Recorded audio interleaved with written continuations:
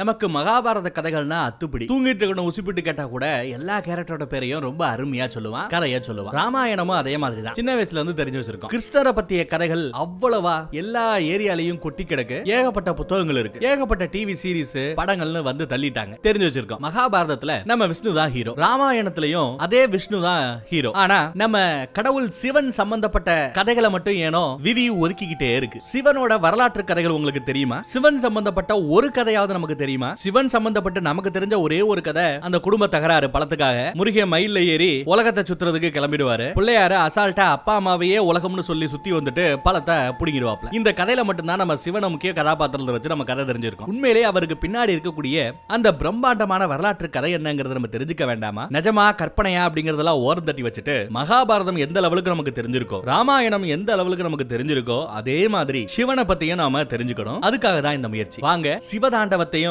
ஒரு எட்டு பார்த்துட்டு வந்துருவோம். இந்த கதையோட ஸ்டார்டிங் சீன்ல எல்லாம் வல்ல நம்ம சிவனை காமிக்கிறாங்க. அப்படியே மேல இருந்து கீழே வரைக்கும் கேமரா ஃபோக்கஸ் பண்ணி வரும்போது பார்த்தா சிவனோட கையில கட்டி இருந்த அந்த ருத்ராஜ கொட்டை அப்படியே தவறி கீழே விழுதுங்க. சிவன் மோஸ்ட்லி எங்க இருப்பாப்ல? இந்தியாவோட மேல இமய மலை மேல இருப்பாப்ல. சோ அங்க அந்த ருத்ராஜ கொட்டை அவுந்து விழுகுது. பக்கத்துல இருக்கிற அந்த நதியில விழுந்து நதியோட அந்த ஓட்டத்திலேயே அப்படியே அது கடந்து கடந்து கடந்து எங்கேயோ வந்து சேருது. அங்க பார்த்தா ஒரு பொண்ணு, பேரு சதி அப்படின்னு கூப்பிடுறாங்க. அந்த ருத்ராஜ கொட்டையை எடுத்து பார்த்துக்கிட்டு இருக்கும்போது பின்னாடி சில லேடிஸ் வராங்க. சதி கையில அந்த ருத்ராஜ கொட்டைய பார்த்ததுமே, என்ன சதி, நம்ம எதிரிகளோட ருத்ராஜ கொட்டைய நீ ஏன் கையில ஏந்திக்கிட்டு இருக்க, அதை உடனே வீசி எரி அப்படிங்கிறாங்க. சதிக்கு தூக்கி எறியா மனசே இல்ல. ஏன் எரியணும்? எதிரிகளோட பொருட்களா இருந்தா கூட விலைமதிப்பில்லாத பொருட்களை நாம வச்சுக்கிறது இல்லையா, அந்த மாதிரி இதை வச்சுக்க போறோம் அப்படிங்கிற மாதிரி சொல்ல, உத்ராஜ கொட்டையில என்னடி விலைமதிப்பில்லாதது, அதை தூக்கி எரி, உங்க அப்பாக்கு மட்டும் இது தெரிஞ்சது அவ்வளவுதான், ருத்ர தாண்டா ஆடிடுவாப்ல அப்படின்னு அப்பா பேரை சொல்லி பயமுடுத்துறாங்க. உடனே இவளும் சரின்னு வேற மனசு இல்லாம அந்த ருத்ராஜ கொட்டைய அதே தண்ணிக்குள்ள போட்டு போறாங்க. தண்ணிக்குள்ள விழுந்த அந்த ருத்ராட்சம்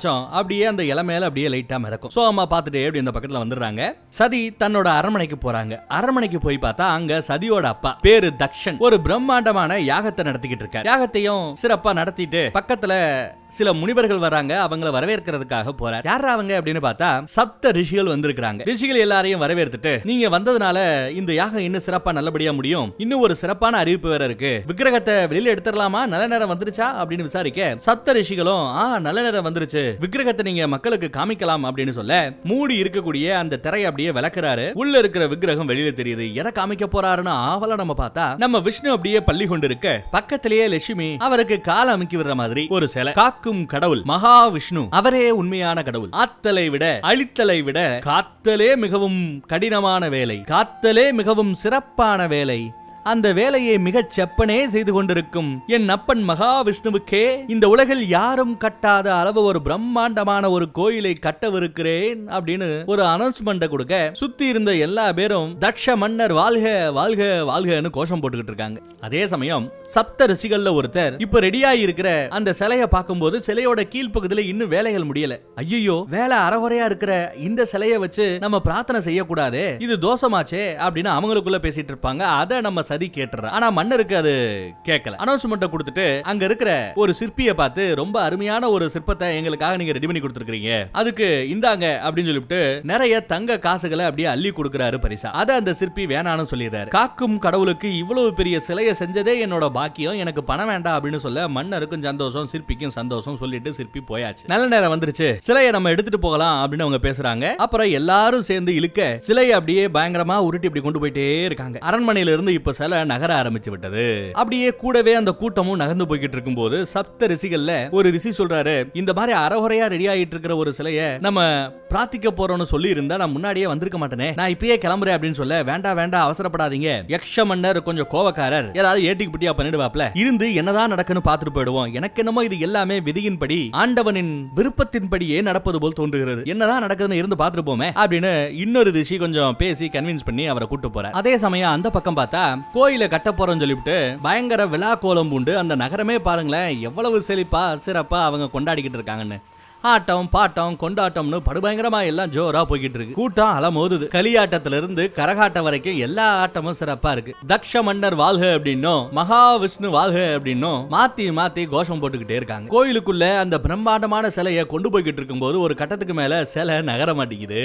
இழுத்து இழுத்து பாக்குறாங்க, நகர மாட்டேங்குது. அதை பார்த்த எல்லாருக்கும் ஷாக்கு. என்னாச்சு, ஏன் நகரல அப்படின்னு கேட்டா, சிலையோட எடை ரொம்ப அதிகமா இருக்கு, இழுக்க முடியல அப்படின்னு சொல்ல, அவ்வளவுதானே, இழுக்கிறவங்களோட எண்ணிக்கையை 2 மடங்காக்குங்க, எப்படி 2 மடங்காக்கிடுங்க சோ ஈஸியா இழுத்துறலாம் அப்படின்னு சொல்றாரு தக்ஷ மன்னர். உடனே அவங்களும் சரின்னு சொல்லிவிட்டு இன்னும் நிறைய பேர் வந்து இழுக்கிறாங்க. அப்பையும் சிலை நகர மாட்டேங்குது. சதியும் அதை ஆச்சரியமா பாத்துக்கிட்டு இருக்காங்க. எவ்வளவு முயற்சி பண்ணியும் சிலை நகரல. என்ன முடியலையா? இன்னும் நிறைய பேர் வாங்க வந்து இழுங்க அப்படிங்கிறாரு. இன்னும் நிறைய பேர் வந்து இழுக்கிறாங்க. அப்பையும் நகர மாட்டேங்குது. அப்பதான் அந்த சப்த ரிஷிகள் ஒருத்தர் வந்து நகராதுன்னா முழுமையடையாத ஒரு சிலையை வச்சு நீங்க கும்பிடணும்னு நினைக்கிறீங்க, அதனாலதான் இதெல்லாம் தப்பா நடக்குதுன்னு சொல்ல வர கையை நீட்டி போதும் நிறுத்துங்கள் அப்படிங்கிறாரு மன்னர். அத ரொம்ப சோகத்தோட இந்த பக்கம் நம்ம சதி பாத்துக்கிட்டு இருக்காங்க. அப்புறம் சோகமா இருந்த நம்ம சதி அங்கிருந்து நகர்ந்து இந்த சிலையை செஞ்ச சிற்பி இருப்பார்ல அவர்கிட்ட போய் விசாரிக்கிறாங்க. அவர் ஒரு வணக்கத்தை வச்சுட்டு என்னன்னு கேக்குறாரு. கேட்டீங்களா வெளியில என்ன பேசிட்டு இருக்காங்கன்னு கேட்டீங்களா? சிலை முழுமையடையல, அதனாலதான் கோயிலுக்குள்ள சிலை நகர மாட்டேங்குது அப்படின்னு எல்லாரும் பேசிட்டு இருக்காங்க. அறகுறையா செஞ்சு வச்சிருக்கிறது நீ, ஆனா அசிக்கப்படுறது என் டாடியா அப்படின்னு கரெக்டா பாயிண்ட புடிச்சு கேக்குறாங்க. அந்த பக்கம் மன்னரும் எங்க வந்து என்ன பேசுற,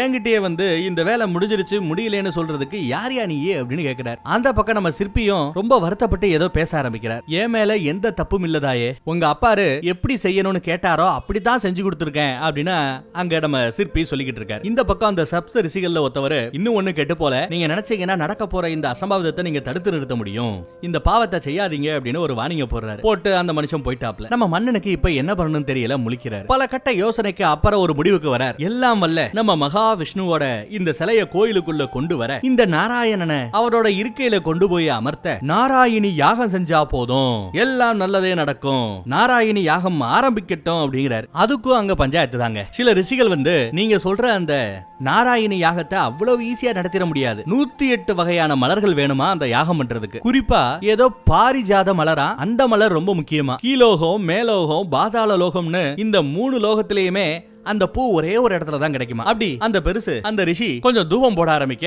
அதே சமயம் கொஞ்சம் கூட யோசிக்காம இந்த பக்கத்துல நம்ம சதி அந்த மலரை கொண்டு வந்து கொடுக்க வேண்டியது என்னோட பொறுப்பு அப்படின்னு அதை இவங்க ஏத்துக்கிறாங்க. அதுக்கு அப்பா ஒத்துக்க மாட்டேங்கிறார். இல்ல வேண்டாம், அந்த காட்டுக்கு மத்தியில என் செல்ல மகள் ஒன்ன நான் விட மாட்டேன் அப்படின்றாரு. இல்ல இந்த பூவை எடுத்துட்டு வர வேண்டியது, அந்த மலரை கொண்டு வந்து கொடுக்க வேண்டியது ஒரு பாக்கியமான செயல், அத நான் செய்யறதுக்கு சித்தமா இருக்கிறதா சதி சொல்றாங்க. இருந்தாலும் செல்ல மகளை விட்டுறதுக்கு அவர் தயாரா இல்ல. இந்த மாதிரி ஒரு பொண்ணு 1000 வருஷத்துக்கு ஒரு தடவை தான் ஒரு குடும்பத்துல வந்து பிறப்பா, அப்பேற்பட்ட ஒரு பொண்ணை நான் ரிஸ்க் எடுக்க விரும்பல, அனுப்ப முடியாதுங்கிறார். இல்ல நான் போய்தான் வேணும் இவங்களை அடம்பிடிக்க. அதே சமயம் இவங்க பின்னாடி இருக்கிற அந்த லேடிஸ், அதுலயும் குறிப்பா சேவப்பு சட்டை போட்டு ஒருத்தர் இருக்கா பாத்தீங்களா, அவளும் நம்ம மன்னரை அப்பா தான் கூப்பிடுறாங்க. உங்க செல்ல பொண்ணுக்கு எதுவும் ஆகாம மித்த பொண்ணுங்க ரொம்ப சேஃபா கூட்டு போய் கூட்டு வந்துடும், துணைக்கு நாங்க எல்லாரும் போறோம், அனுமதியுங்கள் அப்படின்னு பர்மிஷன் கேட்க கடைசியா நம்ம மன்னரும் சரின்னு ஒத்துக்கிறார். பாரிஜாத மலர் எடுக்கிறதுக்காக இந்த கன்னி பொண்ணுங்க காட்டுக்கு மத்தியில போக போறாங்க. ஒரு வழியா இவங்க பேசிக்கிட்டு இருந்த சொன்ன அந்த காட்டு பகுதிக்கு போயாச்சு. தேவையான மலர்களை அவங்க பறிச்சுக்கிட்டு இருக்காங்க. அப்ப ஒரு பட்டாம்பூச்சி நம்ம சதியை பார்த்து அப்படியே சுத்திக்கிட்டு இருக்கும். பாக்குறதுக்கு ரொம்ப அழகா இருக்கேன்னு சொல்லிட்டு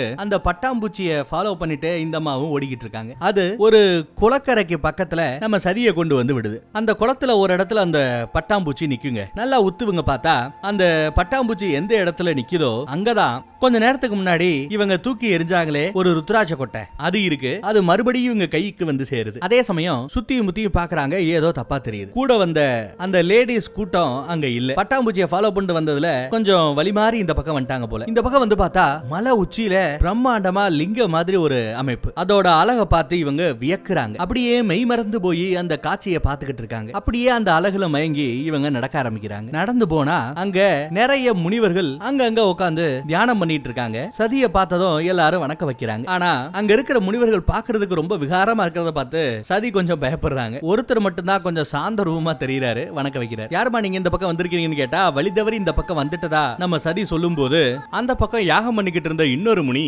எல்லாம் விதிப்படி தான் நடக்குது, வர வேண்டிய இடத்துக்கு தான் தாயே நீ வந்திருக்கிற அப்படின்னு சொல்றாரு. முதுகத்தான் காமிச்சிட்டு இருக்காங்க, முகத்தை காமிக்கல. இப்பதான் மனுஷன் திரும்பி பாக்குறாரு. வந்த அந்த பெரிய மனுஷன் இந்த மாதிரி உடம்பு முழுக்க சாம்பலை பூசிக்கிட்டு இருக்கக்கூடிய எங்களை மாதிரி ஆட்களை நீங்க பாத்திருக்க மாட்டீங்க தானே அப்படின்னு விசாரிக்கிறார். அவங்களும் ஆமாங்கிறாங்க. செத்தா எல்லா பேரும் சாம்பல் தானே ஆக போறாங்க, அதுதானே இயற்கை, அதை ஏத்துக்கிட்டு தான் இந்த மனித ஜனமே இந்த மனித இனமே வாழ்ந்துகிட்டு இருக்கு. அதை எடுத்து சொல்ற வகையில தான் நாங்க சாம்பலை உடம்பு முழுக்க பூசிக்கிட்டு எப்ப இருந்தாலும் இந்த மாதிரி சாம்பலாக போறோம்டா, கொஞ்சம் அடக்கி நடந்துக்கடா அப்படின்னு புரிய வைக்கிற மாதிரி நாங்களும் புரிஞ்சுக்கிற மாதிரி சாம்பலை உடம்பு முழுக்க பூசிக்கிட்டு திரிவோம் அப்படின்னு விளக்கம் சொல்றாரு அந்த பெரிய மனுஷன். அது மட்டுமா, எங்க எல்லார்கிட்டையும் ருத்ராட்ச கொட்டையால செய்யப்பட்ட இந்த மாலை இருக்கும். இது ருத்ராட்ச விதைகளால செய்யப்பட்ட மாலை. ஒரு கால் இந்த மாலை அந்து விழுந்தாலோ இல்ல எங்கேயாவது தெரியாதனமா மொத்தவா போய் விழுந்தா கூட விழுந்த இடத்துல இருந்து அது மரமா வளர்ந்து நிக்குமே தவிர வீணா போவதில்லை. இந்த விதைகள் ஆன்மாவுக்கு நமக்கு இணை, நம் வாழ்விற்கு துணை. இதை எல்லாத்தையும் வெளியில மக்களுக்கு எடுத்து சொல்லத்தான் இந்த மாதிரி ஒரு ரூபத்துல நாங்க சுத்தி திரியிறோம் தாயி அப்படின்னு அந்த பெரிய முனி எடுத்து சொல்றாரு. இப்படி திரியிறமே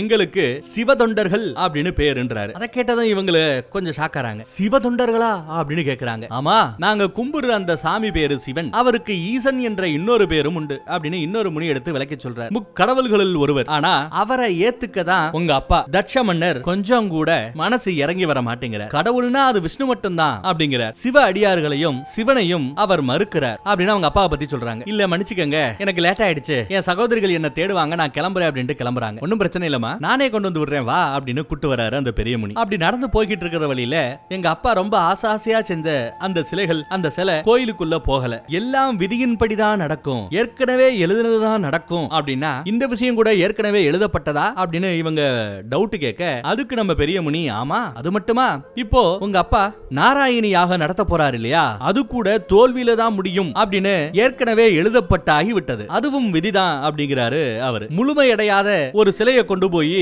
கோயில் விக்கிரகாரத்துக்குள்ள வைக்கிறது அப்படிங்கிறது, கோயில் கருவூலத்துக்குள்ள வைக்கிறதுங்கிறது பாவச் செயல், அது கண்டிப்பா நடக்காது அப்படிங்கிறாரு. எனக்கு ஒண்ணு புரியல, எதுக்காக அந்த சிலை முழுமையடையாம இருக்கு, அதோட பின்னணி என்னன்னு விசாரிக்கிறாங்க. இவரும் சொல்றேன் தாயி வா அப்படின்னு கூட்டு போறாரு. எங்க அங்க இருந்த ஒரு சின்ன மலையோட உச்சிக்கு பாக்குறதுக்கு லிங்க மாதிரி இருக்கு, அந்த இடத்துக்கே கூட்டிட்டு வர. அதெல்லாம் அவங்க சுத்தி முத்தியும் பார்த்துட்டு அப்படியே உள்ள போறாங்க. முனியும் உள்ள போங்க, உங்க கேள்விக்கான விடை கிடைக்கும் சொல்லி அனுப்புறாரு. பாக்குறதுக்கு ஒரு குகை மாதிரி இருக்கு, உள்ள போறாங்க. லிங்கத்தோட பக்கத்துல போறாங்க. அப்படியே அந்த லிங்கத்தின் மீத கைய வைக்கிறாங்க. கைய வச்சதும் விஷ்ணுவோட சிலையும், அந்த விஷ்ணுவோட சிலைக்கு கீழே ஒரு இடம் முழுமையடையாம இருக்கு இல்லையா, அந்த இடமும் இவங்களுக்கு நல்லா தெரியுது. ஆக்சுவலா முழுமையடையாம இருக்கிற அந்த இடத்துல என்ன வச்சா அந்த சிலை முழுமை அடையும் அப்படின்னா, ஒரு சிவலிங்கத்தை கீழே சின்னதா அந்த இடத்துல வச்சிருக்கணும். அப்படி வச்சாதான் அந்த சிலை முழுமை அடையும்.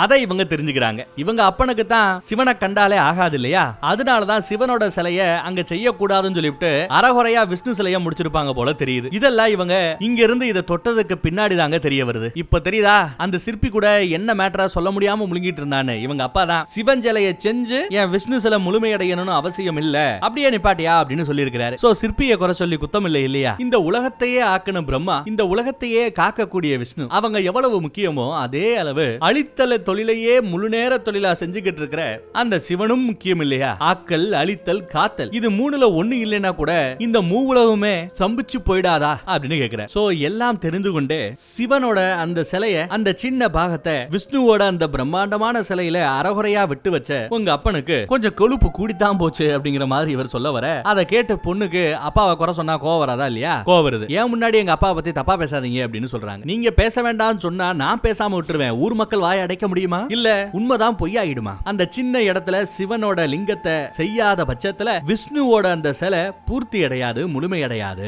இது சத்தியம், இது சத்தியம், இது சத்தியம்ங்கறார். இவங்களும் அதுக்கப்புறம் அங்க இருக்க வேண்டாம்னு சொல்லிட்டு கிளம்புறாங்க. போற வழியில ஒரு 3-4 லேடிஸ் வராங்க. இவங்க யாருன்னா இங்க இருக்கக்கூடிய ரிஷிகள் இருக்காங்க இல்லையா, அந்த ரிஷிகளோட மனைவிமார்கள். அவங்க தங்களை அறிமுகப்படுத்திக்கிறாங்க. அவங்களும் ஆடம்பரம் இல்லாம எளிமையான வாழ்க்கையை வாழ்றாங்க. வந்தவங்க எந்த மலரை எடுக்கிறது ரொம்ப கஷ்டம்னு அவங்க பேசிக்கிட்டு இருந்தாங்களோ, நாராயணி யாகத்துக்கு தேவை என்ன, பாரிஜாத மலர்கள். அந்த மலர்களை ரொம்ப அசால்ட்டா கொண்டு வந்து இந்தாங்க வச்சுக்கங்க அப்படின்னு சதி கிட்ட கொடுக்கறாங்க. கேட்காமையே கொடுக்குறீங்களே, நீங்க நல்லா இருக்கணும் அப்படின்னு நம்ம சதி கூட வாழ்த்துறாங்க. நன்றியும் சொல்லிட்டு அங்க இருந்து அவங்க கிளம்புறாங்க. அப்படி போகும்போது அங்க சின்னதா ஒரு சிவனோட சிலை இருக்கும், சிவலிங்கம் இருக்கும். அதை பார்த்ததும் இவங்க கையில இருந்து அந்த ருத்ராட்ச கொட்டையை எடுத்து அந்த லிங்கத்தின் மேல அப்படியே பாசத்தோட வைக்கிறாங்க. நான் என் அரண்மனைக்கு போறேன், திசையெல்லாம் எனக்கே தெரியும் அப்படின்ட்டு போறாங்க. தாயே, நீங்க யாருன்னு நீங்களே இன்னும் உணராம இருக்கீங்க. தெரிஞ்சோ தெரியாமலோ நீங்க எடுத்து வைக்க போற அடுத்த ஒவ்வொரு அடியும் எல்லாம் அல்ல அந்த சிவனை நோக்கியே இருக்க போகிறது அப்படின்னு இவரே பேசிக்கிறார். இந்த பக்கம் அரண்மனையில ரிஷிகள் கேட்ட மாதிரியே எல்லா விதமான மலர்களையும், குறிப்பா பாரிஜாத மலர்கள் உட்பட எல்லாத்தையுமே கொண்டு வந்து கொடுக்கறாங்க. அப்பாக்கு அம்புட்டு சந்தோஷம். அம்மா மலர்களை வாங்கிட்டு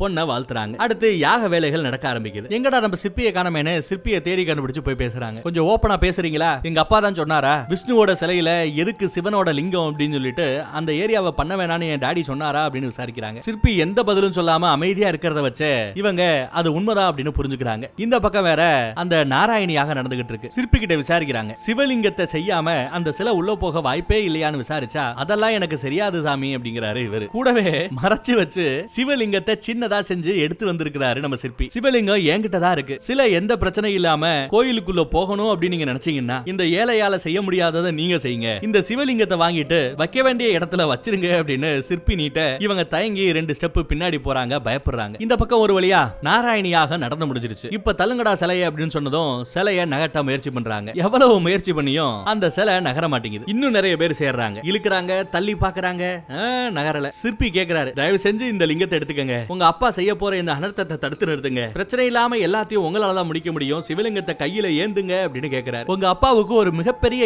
இழிவு பேர் வரப்போது, அதை தடுத்து நிறுத்தக்கூடிய ஒரு வாய்ப்பு மகளான உங்களுக்கு கிடைக்குது, இருந்தும் செய்ய தயங்குறீங்களே, இது அறமா அப்படின்னு கேட்க ஒரு செகண்ட் ஆடி போறாங்க நம்ம சதி. கை நீட்டி சிவலிங்கத்தை பயபக்தியோட பாசத்தோட வாங்கிக்கிறாங்க, ஏந்திக்கிறாங்க. சிவலிங்கம் அந்த சிற்பியோட கையில இருந்து நம்ம சதியோட கைக்கு இடமாறுது. அடுத்து என்ன நடக்கும் நெக்ஸ்ட் எபிசோட்ல சொல்றேன்.